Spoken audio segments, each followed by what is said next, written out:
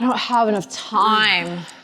This is one of the most common excuses I hear as to why people believe they can't achieve results. They believe a lack of time is why they can't stay consistent with their training. But there's always a way to design for the time we have and do something to help ourselves move forward. That's why I wanted to share 6 tips to create more efficient workouts to lose fat and build lean muscle so that you don't have to spend an hour at the gym. And bonus, at the end, I'll show you how to put these tips together in a 15-minute full body session. Tip number 1, use intervals and timed circuits. When we're short on time, part of the struggle is even getting started when we feel rushed. We think, I only have 15 minutes, and because we either can't complete the session we had planned, or we just feel stressed trying to make sure we're done, we skip our workout. We don't do anything. That's why designing even backup workouts for the time you do have is so key. And more importantly, designing workouts that are timed to fit what you need helps you not rush through the session. For efficient, fast workouts, use intervals or timed circuits even if you're trying to build lean muscle. Instead of 8 to 12 reps for 3 sets, think 1-minute intervals of work for 3 rounds. Or a 5-minute circuit where you do as many rounds of squats, push-ups, and sit-ups as you can. By using time rounds of work, you can focus on what you feel working to be more intentional with your exercises and create that training density to see better results while spending less time working out. Training density is the amount of work or number of reps that we do in a set amount of time. When you have intervals or time circuits, you can focus on doing more reps in the same time frame to create that volume of work you need over working out longer. And because you know your workout is exactly the length you need, you won't be tempted to rush through the reps and sets just to get it done. This can help you make sure that you're getting in a quality workout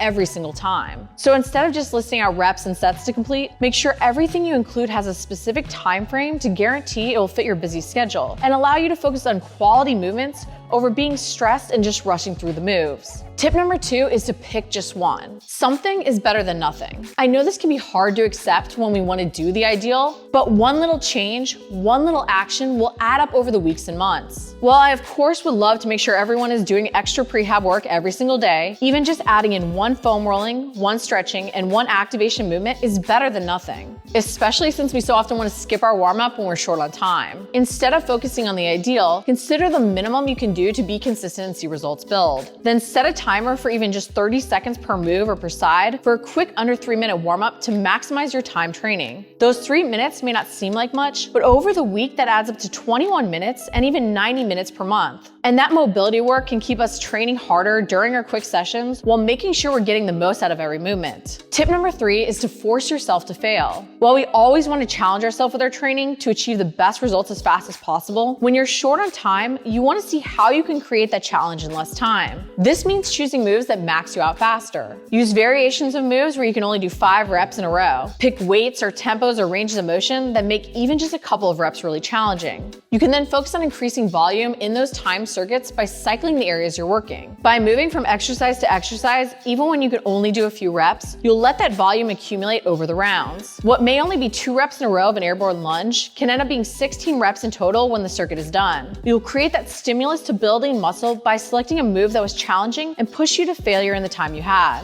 Tip number 4, don't work the same muscle group back to back. We need to rest to keep working at a true 100% intensity. But when we're short on time, we don't want to waste any time resting even though we know it's important. That's why circuits are great to use, especially if you design them to cycle through exercises that work different areas. This way, one muscle is resting while another's working. So instead of working the same muscle group back to back, like including 2 quad intensive moves like squats and front lunges, cycle through moves that alternate areas work, like doing a single leg deadlift followed by a back row. You'll get to keep moving as muscles are resting and create that greater volume of work while targeting more areas in the short training sessions. And if you do find you need a recovery move, including more core focused work can help you bring your heart rate down while still getting in some work for another area. By keeping your workouts more full body, you'll also be able to increase your training frequency for areas over the course of the week to help you see better muscle growth even with short training sessions. Tip number 5 is to use moves that target multiple muscle groups all at once. You want moves that target those big muscle groups and work more muscles at once so you can burn more calories and really challenge your entire body with short sessions. While isolation moves can help make muscles feel fatigued, they aren't going to be as efficient when we're short on time. So instead of a tricep extension, focus on a close grip push-up, which will be tricep intensive, but also work your chest and shoulders. Even use some hybrid movements like the climber push-up that may be more core and arm intensive while still working your chest, shoulders, and triceps with the push-up. But don't waste time on moves that isolate one muscle group at a time unless you're using them as active rest. Get as many muscles worked in these short sessions as possible, pairing compound moves for different areas back to back, whether you use intervals or timed circuits. Tip number 6 is to focus on full body workouts. Because your workouts are short and you're not getting in a ton of volume for muscle groups each workout, you want to increase your training frequency for areas over the week by making each workout more full body. This allows you to see better muscle growth even though you're spreading out the volume over the course of the week instead of doing more volume per session. When you design your workouts, focus on cycling through compound moves that target each area. Consider a leg and glute exercise like backwards lunges, a chest and shoulders and tricep move like bench press, and a back exercise like rows